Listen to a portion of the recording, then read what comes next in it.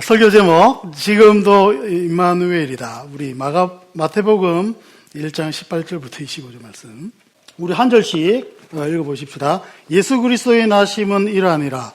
그의 어머니 마리아가 요셉과 약혼하고 동거하기 전에 성령으로 잉태된 것이 나타났더니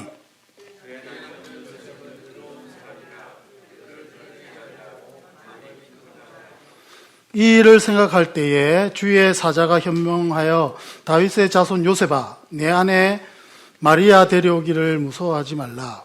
그에게 잉태된 자는 성령으로 잉태된 것이라.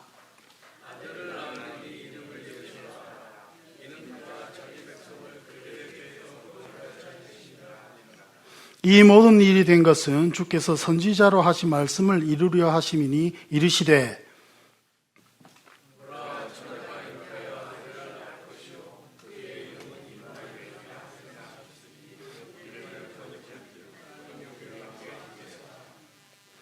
요셉이 잠에서 깨어 일어나 주의 사자의 분부대로 행하여 그의 아내를 데려왔으나 아들을 낳기까지 동침하지 아니하더니 나음의 이름을 예수라 하니라. 아멘. 지금도 임마누엘이다. 18절 한번 띄워주시고, 여러분 우리가 지금 수태고지를 넘어가고 있습니다. 그죠? 한 달 동안 애 낳는 얘기만 하고 있습니다. 지금 맨 처음에 사가랴를 통해서 세례요한을 보낼 거다. 그죠? 그리고 그 뒤에 누구한테 말씀하십니까? 마리아에게 말씀하십니다. 네가 애를 낳을 거다. 성령으로 잉태할 거다. 그가 영원히 야곱의 자손의 그 대대로 이어지도록 왕노릇하러 이 땅에 태어날 것이다. 그 말씀을 했습니다. 그게 이루어질까요? 안 이루어질까요? 이루어졌죠. 그래서 마리아가 임신합니다. 오늘 18절 보면 마리아가 요셉과 약혼하고 동거하기 전에 성령으로 잉태된 것이 나타났더니, 이 말이 이제 누구한테 중요하겠습니까? 남편 요셉한테 중요하겠죠. 요셉은 다윗의 자손인데 베들레헴에 살지 않고 여러 이유로, 아직 어떤 이유인지는 모르겠지만 추정되기로는 바벨론 포로 이후 갈릴리에 와서 정착했다는 설도 있고, 아니면 거기 갈릴리의 수도에 세포리스라는 데가 있습니다. 세포리스. 거기가 뭐 하는 데냐면, 이제 로마가 점령을 했으니까 세포리스 이름이 조금 헬라 그리스식 같죠, 느낌이. 갈릴리의 사실상 수도의 역할을 하는 도시입니다. 큰 도시가 있고 그 당시 헬라 문화가 있어서 거기에 뭐가 많이 이루어졌겠습니까? 많은 건축 양식들이, 건축물들이 세워지고 헤롯도 건축에 또 일가견이 있었죠. 그런 걸 통해서 이 세포리스에 많은 건축이 있고 이래서 요셉의 직업이 뭡니까? 목수. 당시의 목수는 나무뿐만 아니라 돌도 다루는 기술을 가지고 있었던 것 같습니다. 그래서 요셉이 나사렛에서 살면서 세포리스에서 이렇게 경제 활동을 했을 가능성이 있습니다. 그 요셉이 이제 약혼을 합니다. 약혼. 10몇 살 된 이제 자기 그래도 동리에 자기 좀 이렇게 혈연끼리 이렇게 결혼하고 했잖아요. 그런 것처럼 마리아하고 약혼을 했습니다. 당시는 사실 약혼이란 게 결혼과 마찬가지입니다. 아직 성관계를 나누지 않았지만 거의 부부의 역할을. 그래서 오늘 본문에도 뭐라고 표현합니까? 천사가 네 아내 마리아 데려오기를 두려워하지 말라. 그래 말을 하는 거죠. 그래서 약혼한 상태였습니다. 우리가 그것을 보고 한번 보십시다. 19절, 그의 남편 요셉은 의로운 사람이라 그를 드러내지 아니하고 가만히 꿇고자 하여. 여러분 18절과 19절 간극에 어떤 일이 있었겠습니까? 이제 세포리에서 열심히 일하고 돈도 좀 모으고 이래서 결혼하려고 아름다웠는지 안 아름다웠는지 그건 모르지만 이제 마리아를 아내로 맞이하기 위해서 모든 계약이 성립된 상태에서 마리아가 애를 가졌다는 소문이 여러분 들려옵니다. 여러분 오늘 이 본문에 어려운 사람이라 이렇게 돼 있으니까 임신했나? 그렇군. 이랬을 것 같습니까? 아니면 열받았을 것 같습니까? 지금 그 상황입니다. 그 상황. 그죠? 그 소식을 들었어. 그리고 마리아로부터도 들었겠죠. 내가 사실은 남자하고 관계가 한 것이 아니고 성령께서 임신한다고 하나님께서 말씀하셨다. 들었겠죠. 안 들었겠습니까, 여러분? 표정이. 들었을 것 같습니다, 저는. 그 속에 있는 남편, 요셉의 상황을 우리가 염두에 두고 다시 한번 보는데, 오늘 마태는 근데 요셉을 의로운 사람이라고 표현합니다. 의로운 사람. 요셉의 행위가 나타나게 되는 경위가 그 모습이, 요셉이 그 다음에 가만히 끊고자 하는 행위가 나타난 게 왜? 요셉이 의로운 사람이었기 때문에. 요셉은 의로운 사람이었다. 여러분, 요셉이 의롭다, 의인이었다. 의로운 사람이라는 의미가 뭡니까? 여러분, 보통 이렇게 생각하면 그냥 율법을 잘 지켰다. 그 다음에 이 종교 생활을 열심히 했다. 막 이런 식으로 생각하기 좋지만, 사실 그보다 더 뛰어넘는 관계라고 제가 여러 번 말씀드렸습니다. 그죠? 의로운 사람 할 때 그 의롭다, 의로운 관계에 있다. 이게 무슨 소리입니까? 의인이 되다. 이것들을 우리가 어떻게 해석을 해야 됩니까? 여러분, 제가 관계란 말을 썼습니다. 의는 관계입니다. 하나님과 좋은 관계에 있었다. 그 말을 얘기하는 겁니다. 단순히 율법을 잘 지키고 교회 잘 다니고 성경을 백도하고 이런 게 아니라 하나님하고 좋은 관계에 있었다. 거기에서 의인이라는 소리죠. 여러분, 그래서 의인은 여기서 단어가 나온 김에 다시 한번 짚고 넘어가면, 여러분, 의롭다, 의인이다, 여러분이 의인이다 하는 관계는 단순히 교회를 열심히 잘 참석하고 율법을 잘 지키고 어떤 종교 행위를 열심히 했다고 의인이 되는 것이 아닙니다. 관계입니다. 관계. 여러분, 하나님과 어떤 관계에 있습니까? 여러분 자신은 의인이십니까? 그러니까 이런 질문이 던져질 때 여러분, 우리가 생각해야 되는 의는 하나님과의 관계입니다. 그래서 교회 생활하면서 절대 의롭다 할 때 그 의를 종교 행위로 생각하는 순간 어떻게 됩니까? 여러분, 우리는 일반 종교하고 똑같아집니다. 그래서 이렇게 강조하는 것이죠. 하나님과의 관계가 중요하다. 율법이 아니다. 우리 골로새서 2장 16절부터 17절 읽어보십시오. 시작. 그러므로 먹고 마시는 것과 절기나 초하루나 안식일을 이유로 누구든지 너희를 비판하지 못하게 하라. 이것들은 장래 일의 그림자이나 몸은 그리스도의 것입니다. 여러분, 율법이나 이렇게 교회 예배 드리는 모습이나 성경을 읽는다는 이런 자기 큐티를 한다 이런 것들은 여러분 그림자일 뿐입니다. 이 말씀을 왜 다시 한번 언급하기로 생각을 했는가 하면, 여러분 여전히 어떤 많은 사람을 만나면 여전히 예수 믿는 거를, 여러분 그저 술 담배 안 하는 거 예수 믿는 거, 예배 잘 참석하는 거 예수 믿는 거, 이런 식으로 해석을 합니다. 그 수준입니다. 그 수준. 여전히. 제가 답답해서 오늘 더 말씀을 좀 세게 전하면, 이것은 관계의 문제라는 거죠. 여러분, 무엇을 많이 하기 때문에 내가 좋은 관계에 있고 이런 것들은 여러분 자본주의가 낳은 유물론적 사고입니다. 여러분, 그런 사고 관계가 아니라 하나님과의 관계 속에서 내가 어떤 관계에 있는지, 그것이 정말 중요한 여러분 테마라는 거죠. 신앙의 컨셉. 그거 놓치면 여러분 자기가 아무리 장로고 목사고 뭐가 되고 이래도 의롭다 소리를 할 수 없을 것입니다. 그래서 여러분에게 질문을 하고 싶습니다. 여러분이 설마 자기를 의인이라고 생각을 한다면 여러분 하나님과의 관계는 어떠십니까? 그래서 저는 이 질문을 좋아합니다. 하나님과의 관계를 날씨로 한번 표현해 보세요. 그 질문을 참 좋아합니다. 여러분, 그 질문을 뒤집어 놓고 보면 당신은 의인입니까? 하고 같습니다.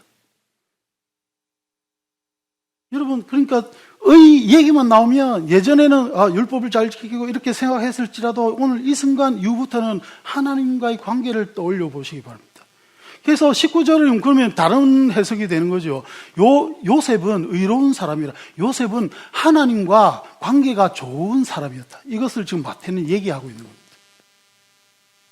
그렇기 때문에 그는 어떤 행동을 나타냅니까? 마리아를 드러내지 아니하고 가만히 끊고자 하여. 이 행동이 나오는 겁니다, 여러분. 요셉이 뭐 천성적으로 착해서 이런 것이 아니라 하나님과의 좋은 관계에 있었던 사람이기 때문에 이런 행위가 나타나는 것입니다. 여기서 우리는 하나 더 추가할 수 있습니다. 여러분, 의인은 무엇입니까? 의인의 기준이 뭡니까? 요셉은 왜 저런 행동을 합니까? 여러분, 요셉은 의인이었는데 뭐가 공유되었기 때문에 이런 행동이 나타나는가 하면, 마태는 지금 그걸 왜 소개하는가 하면, 의인이란 하나님과의 좋은 관계 속에서 여러분, 하나님의 의에 대한 컨셉을 같이 공유한 자입니다. 이 말이 굉장히 중요합니다. 여러분, 하나님이 공의, 정의, 이거에 대해서 어떤 식으로 접근하시는지 그 컨셉, 저번 주에도 제가 컨셉을 얘기했죠. 컨셉이 중요합니다. 어떤 단순히 의, 율법, 뭐 십계명을 지키고 안 지키고 뭐 이런 것이 아니라 하나님이 의를 어떻게 다루는지, 요거 잘 다루는지 안 다루는지가 여러분 하나님과의 관계 속에서 해결되고 있는지, 이것들이 가장 큰 테마라는 거죠. 하나님의 의가 뭡니까, 그러면? 하나님. 여러분, 왜 마태는 오늘 19절에 요셉을 소개할 때 의로운 사람이고 가만히 끊고자 한 모습을 다룹니까? 그가 선천적으로 착한 사람이 아니라 하나님과의 의를 공유한 사람이기 때문입니다. 하나님의 의는 뭡니까? 여러분, 따라해 보십시다. 율법보다 사랑. 시작. 율법보다 사랑. 여러분, 하나님이 선한 것, 바람직한 것, 악한 것 구별하십니다. 그렇지만 사랑을 잊지 않습니다. 하나님의 정의는 그런 것입니다. 하나님의 의의 컨셉을 가장 잘 나타내고 있는 본문, 19절과 연관, 이런 행동이 나올 수 있도록 나와 있는 그 본문이 여러분 이사야서 46장에 나타나 있습니다. 이사야서 46장 1절부터 4절 제가 한번 읽어볼게요. 내가 붙드는 나의 종, 메시아겠죠. 내 마음에 기뻐하는 자, 곧 내가 택한 사람을 보라. 내가 나의 영을 그에게 주었은즉 그가 이방에 정의를 베풀리라. 여러분, 예수 그리스도는 정의를 베풀기 위해서 이 땅에 오셨습니다. 그가 어떻게 하시는지 보십시다. 그는 외치지 아니하며 목소리를 높이지 아니하며 그 소리를 거리에 들리게 하지 아니하며 상한 갈대를 꺾지 아니하며 꺼져가는 등불을 끄지 아니하고 진실로 뭐를 시행할 거다? 정의를 시행할 것이다. 그는 쇠하지 아니하며 낙담하지 아니하고 세상에 정의를 세우기에 이르리니 섬들이 그 교훈을 앙망하리라. 여러분, 오늘 이 본문의 핵심은 3절입니다. 상한 갈대를 꺾지 아니하며 꺼져가는 등불을 끄지 아니하고 진실로 정의를 시행할 것이며. 여러분, 하나님의 정의는 정죄 때문에 있는 정의가 아닙니다. 그 설령 율법을 어기고 율법에 대해서 돌아서고 이런 사람들에 대해서도 상한 갈대를 꺾지 아니하시고 그 어떤 율법의 적용보다는 사랑을 절대 잊지 않는, 그럼에도 불구하고 구별된 것들을 정의를 이뤄내시는 하나님의 의. 여러분, 그것이 의입니다. 상한 갈대를 꺾지 아니하는, 꺾을 수밖에 없는 자일임에도 불구하고 하나님의 의 때문에 꺾지 아니하는.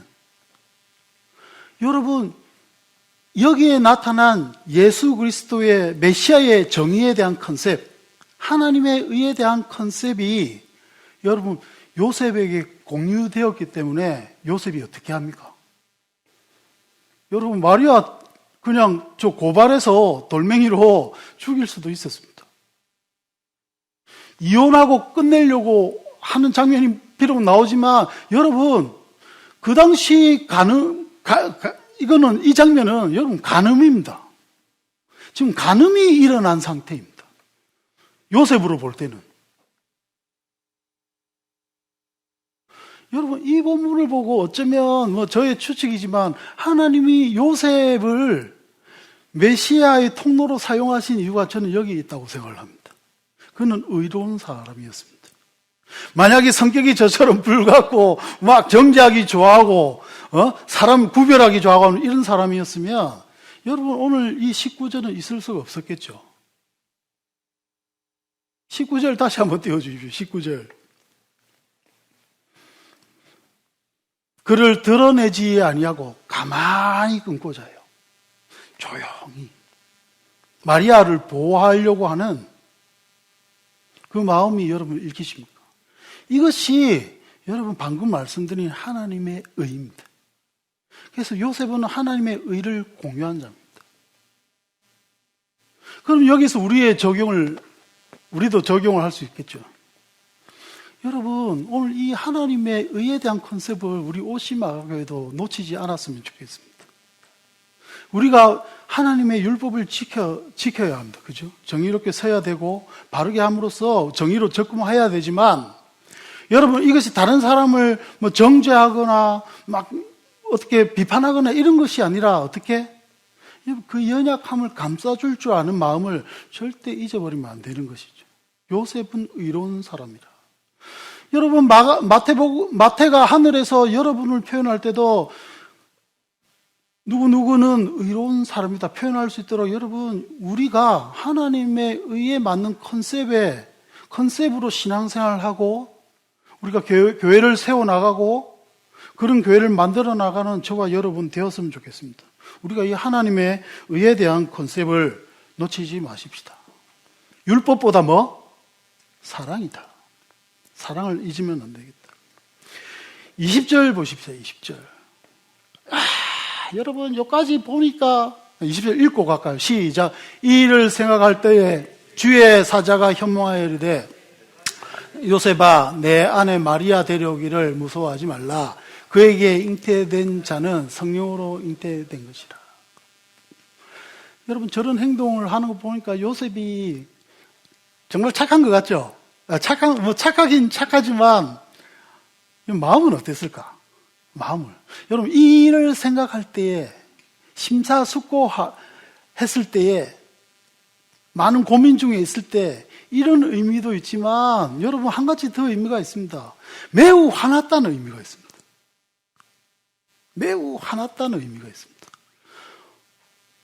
여러분 생각을 해보십시오. 지금 성령으로 잉태했다고 하는데 그 말이 안 믿어지면 여러분 이건 간음이잖아요. 저 어린애 제 말을 믿어야 되나 아니면 제가 위기를 넘기려고 뻥을 치는 거냐 오만 생각이 다 됐을 거 아니에요. 여러분 그 생각만 들었겠습니까? 여러분 분하지 않습니까? 여러분 자기 부인이 간음을 했다는 말 듣는 남편의 마음을 한번 생각해 보십시오. 여러분 우리 요즘도 저는 마찬가지라고 생각하지만 드라마에서 나오는 그런 낭만적인 것 아닙니다. 여러분 우리가 잠언서 6장 32절부터 35절 읽어야 이게 마음이 와닿을 것 같아요.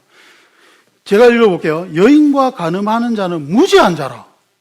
이것을 행하는 자는 자기의 영혼을 망하게 하며 상함과 능욕을 받고 부끄러움을 씻을 수 없게 되나니 남편이 투기로 분노하여 원수난 날에 용서하지 아니하고 어떤 보상도 받지 아니하며 많은 선물을 줄지라도 듣지 아니하니라.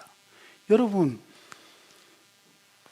요즘 현대에서 미화되고 있는 어떤 사람은 불륜이 자본주의의 문화다. 일본 어떤 유명한 배우가 그 말을 했는데 여러분 과연 그렇습니까? 여러분 간음하면 가정 파괴되는 거는 자취하더라도 남자들은 여러분 절대 용서 못합니다. 그 남자를. 다른 거는 여러분 금전적으로 자동차 일에 부딪히고 이런 것들은 오늘 35절처럼 돈 좀 주고 이렇게 하면 마음이 누그러지고 이럴지 몰라도 간음에 대해서 뭐라고 얘기합니까? 절대 용서 못할 거다. 여러분 여자들도 저는 마찬가지라고 생각합니다. 남편이 불륜했다. 경제적 이런 것 때문에 때로는 이래 용서하고 넘어가는 것처럼 하지만 그 마음속에 있는 그 응어리는 여러분 절대 용서 안 됩니다. 남자들 그거 모르고 사고 칩니다. 여러분. 여자들도 마찬가지겠지만 요즘은 여러분 얼마나 요셉이 경노했는가 그게 느껴지십니까? 의로운 사람이라고 요셉은 그럴 거 안 느껴질 거라고 여러분 옛날 주일학교 설교하는 여러분 그런 건 있을 수 없습니다. 오늘 이 생각을 할 때 얼마나 요셉이 경노하고 있을 때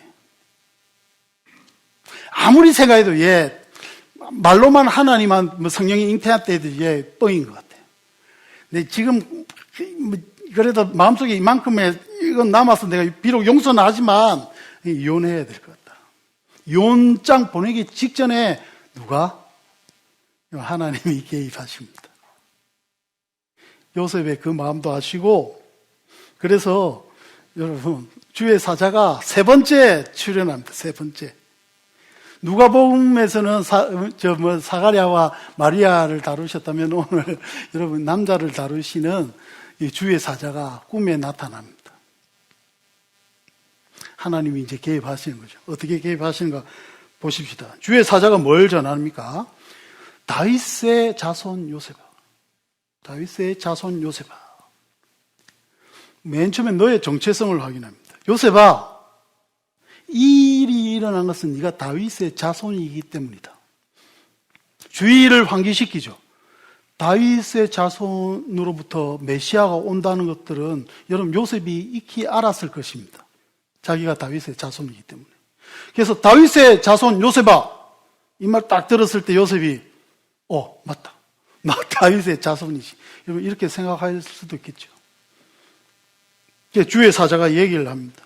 여러분, 다윗의 자손 요셉아, 네 안에 마리아 데려오기를 무서워하지 말라. 주저하지 말라입니다. 주저하지 말라. 데리고 와도 된다. 왜? 그에게 잉태된 자는 성령으로 된 것이다. 그 말을 하는 거죠. 21절 보십시오. 한번 읽어보십시오. 시작. 아들을 낳으리니 이름을 예수라 하라. 이는 그가 자기 백성을 그들의 죄에서 구원할 자이심이니라 하니라. 네가 아들을 성령으로 잉태해서 아들을 낳을 건데 그 이름을 예수라 하라. 예수 이름을 여러분 아시죠? 구원하다가 야시하고 예수 이름은 예슈아입니다. 그래서 약간 이 천사도 농담 따먹기를 했는지 몰라도 약간 언어 유희가 표현되어 있습니다.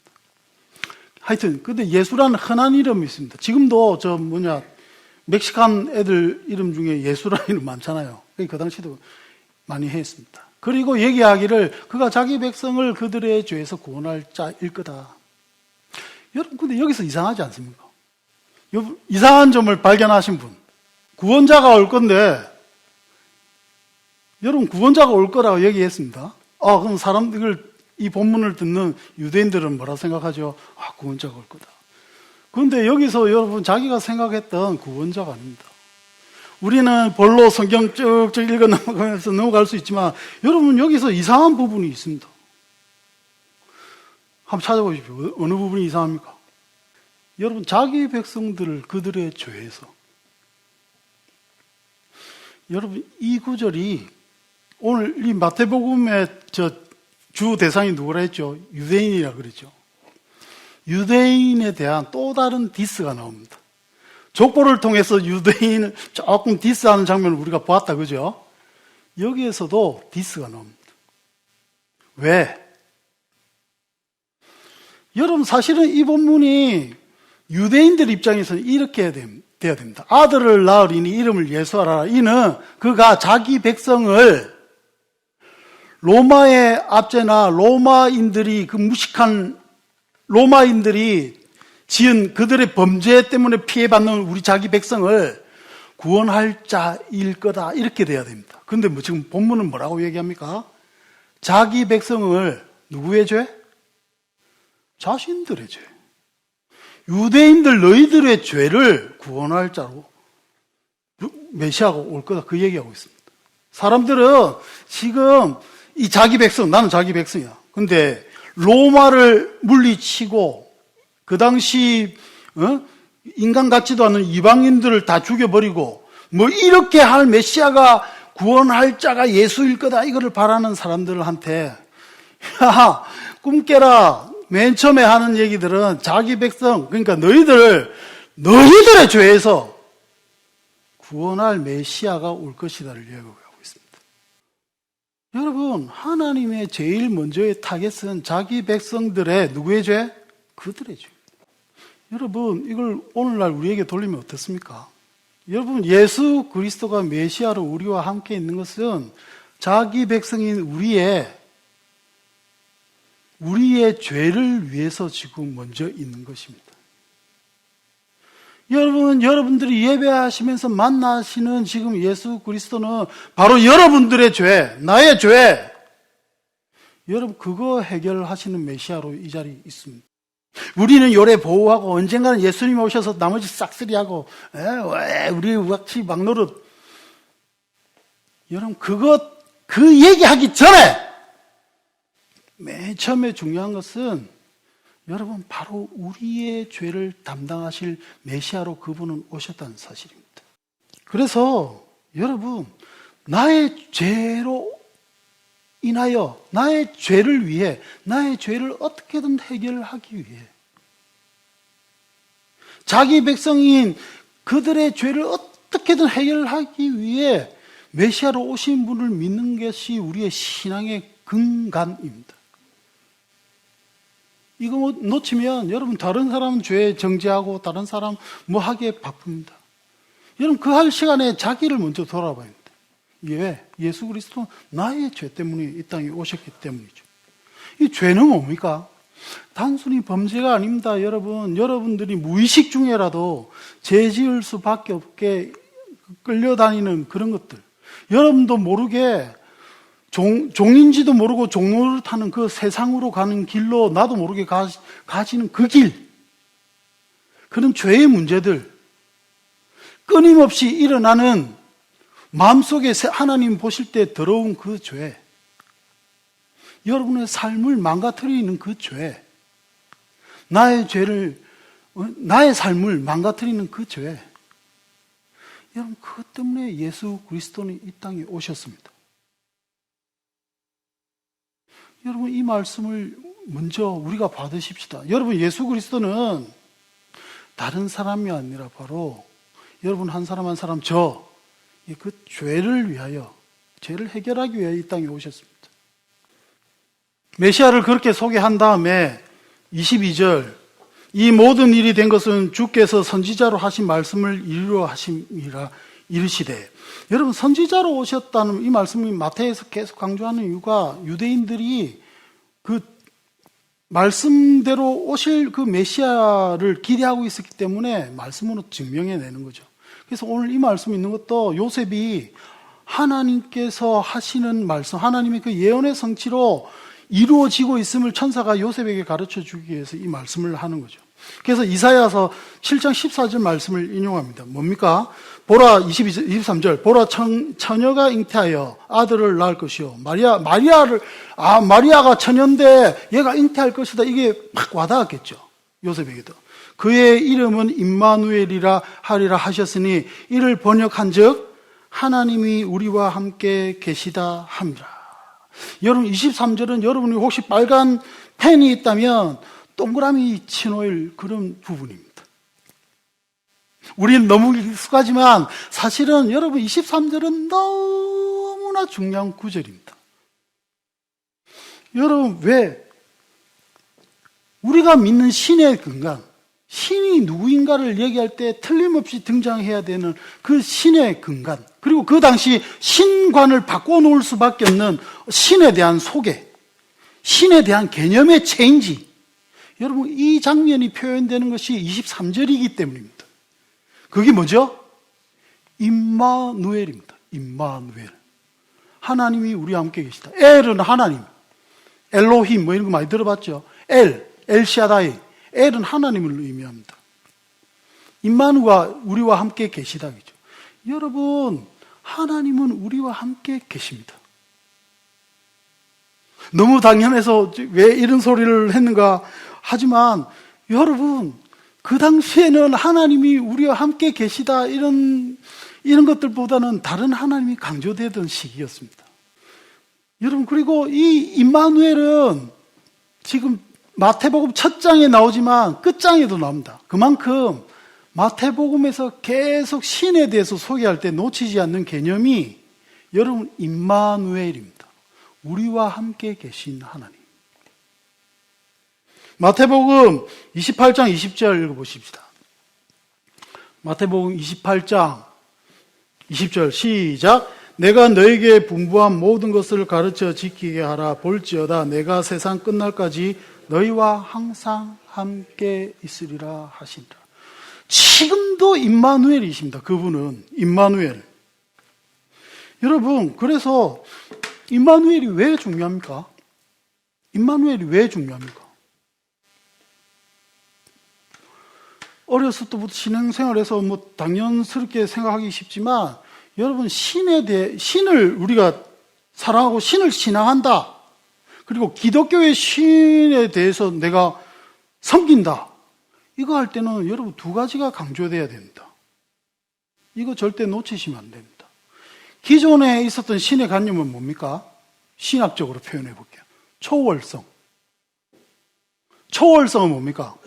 우주 밖에, 우주 안에 계신 짜질구레한 신이 아니라 우주 밖에 계신 도저히 인간으로서는 상상할 수 없고 어떻게 만들어낼 수 없는 너무나 위대하신 그 하나님, 그 초월성.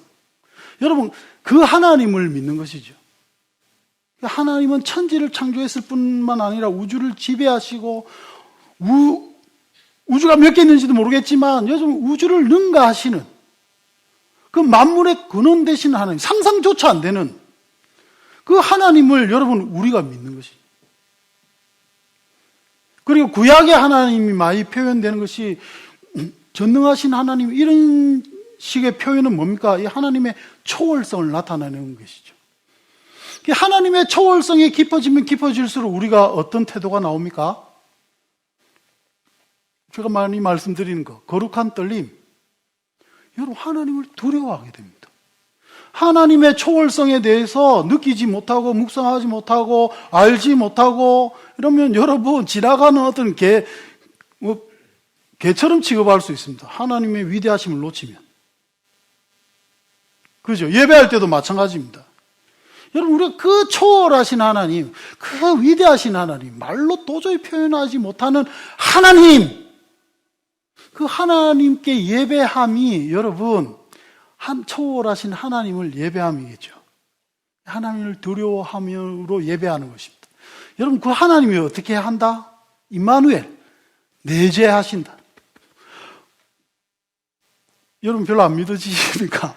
여러분, 그 위대하신 하나님이, 이 세상의 최고라고 성경에서 표현하는 그 하나님이 그 우주보다 더 큰, 너무 초월해서 도저히 상상도 안 되는 그분이 지금 어디 있다고 선언하고 있는 겁니까? 여러분, 어디 있다고 선언하고 있는 겁니까? 나와 함께 계시다. 나와 함께 계시다.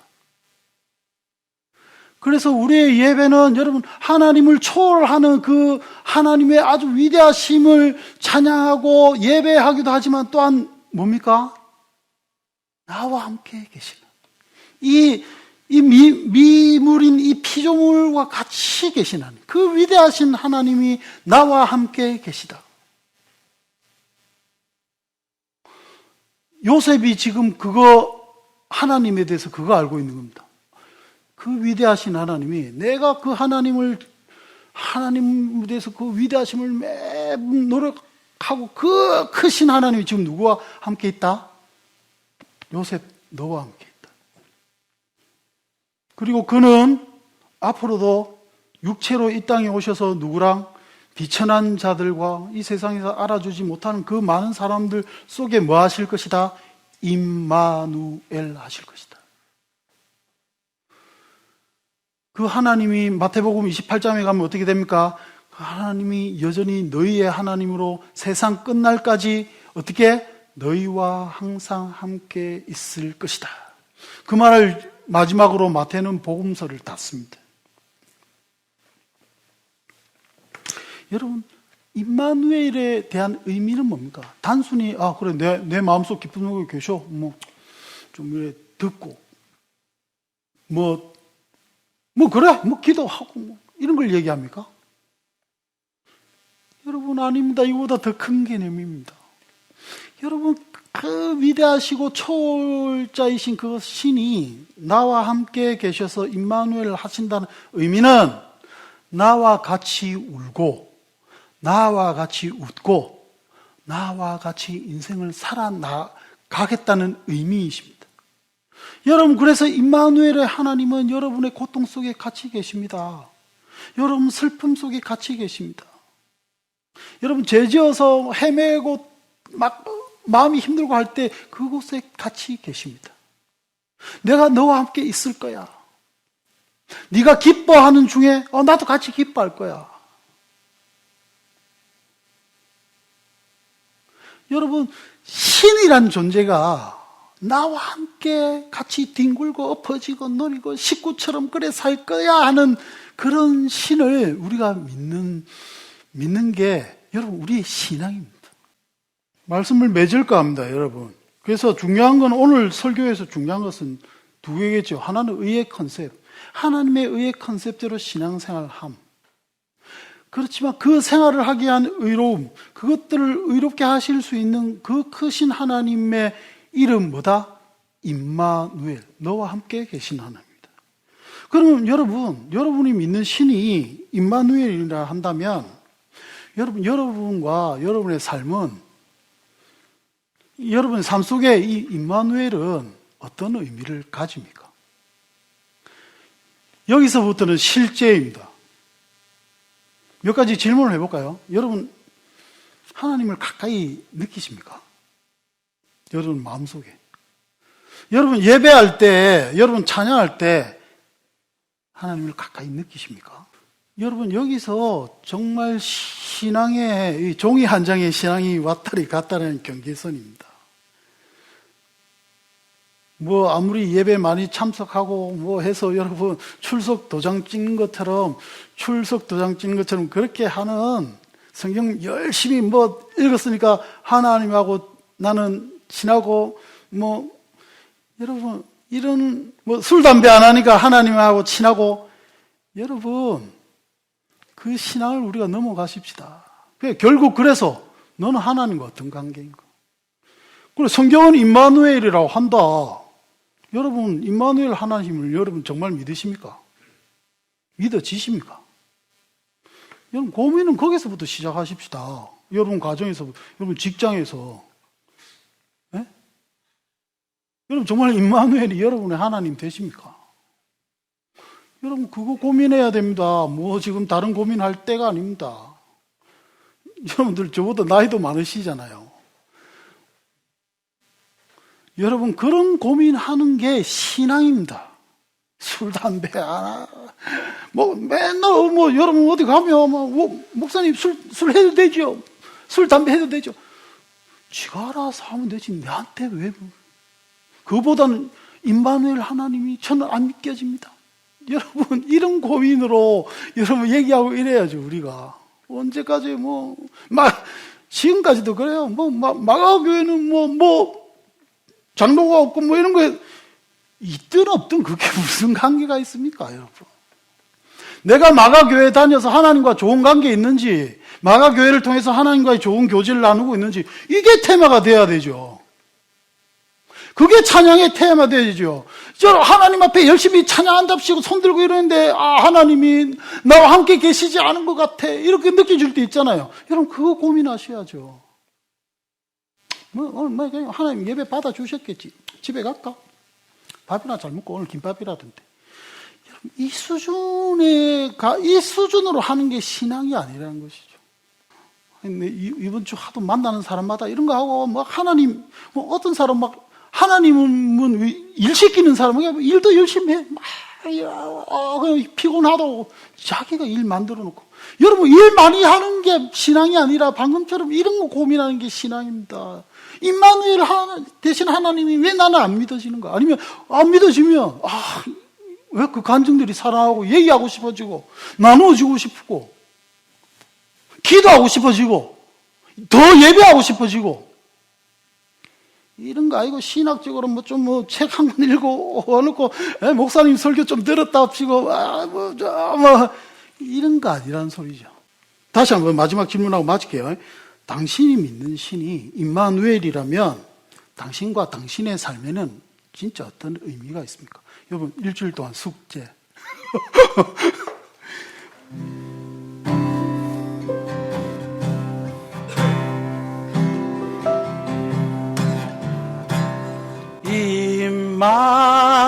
임마누엘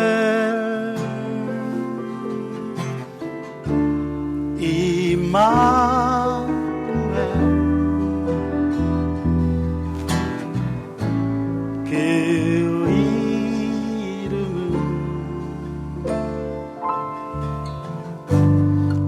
임마누엘.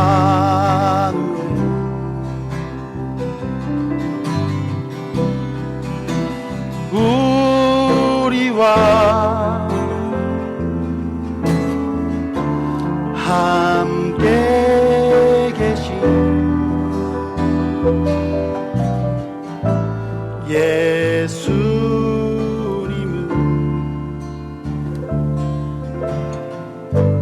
임마누엘. 우리 다시 한번 임마누엘, 임마누엘,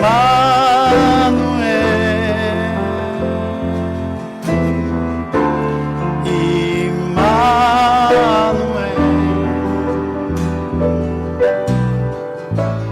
그 이름은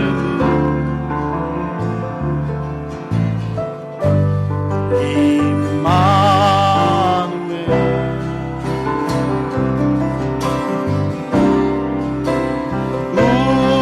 우리와 함께 계신 예수님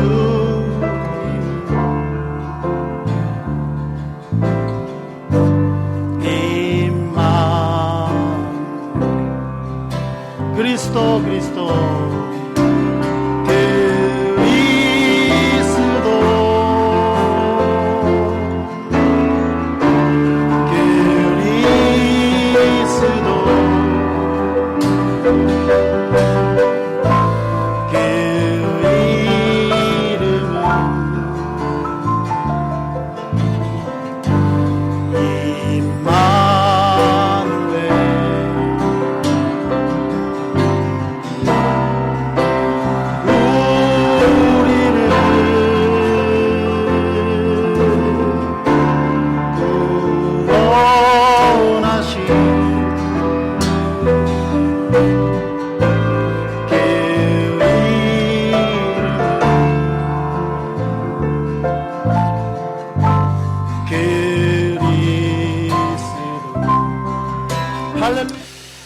여러분, 신앙생활 하면 하나님의 초월성, 경외, 이거 놓치면 안 되겠죠.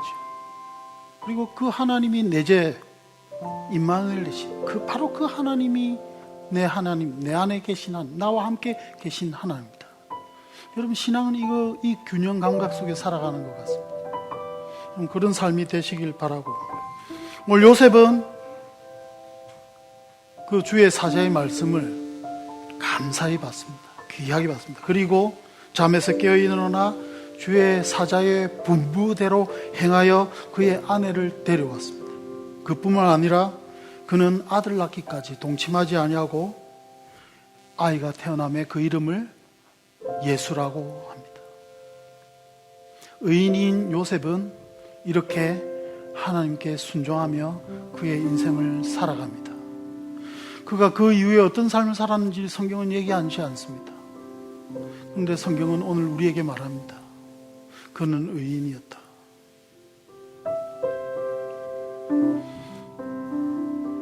하나님이 우리 오시마가의 성도들 한 사람 한 사람 표현할 때 그는 하나님과 바른 관계 속에서 하나님의 그 의에 대한 컨셉을 공유하는 하나님의 의인이었다. 그는 평가받는 저와 여러분 되시기를 바랍니다. 기도하시겠습니다. 지금은 우리 구주 예수 그리스도의 은혜와 하나님의 헤세드, 한량없으신 사랑과 성령의 감화감동, 임재, 충만하심이 그 위대하신 초월자이신 하나님께서 지금 내 마음 깊은 곳에 좌정하시고 임마누엘 되셔서 나와 같이 울고 웃고 하시는 따뜻한 하나님이심을 입으로 고백하는 우리 오시마가 교회 성도, 그 주님과 인생의 모든 삶 속에 동행하기를 원하는, 하나님께 더욱 가까이 나가기를 원하는 오시마가 교회 성도들 머리 위에 지금으로부터 영원히 함께 있을지어다. 아멘.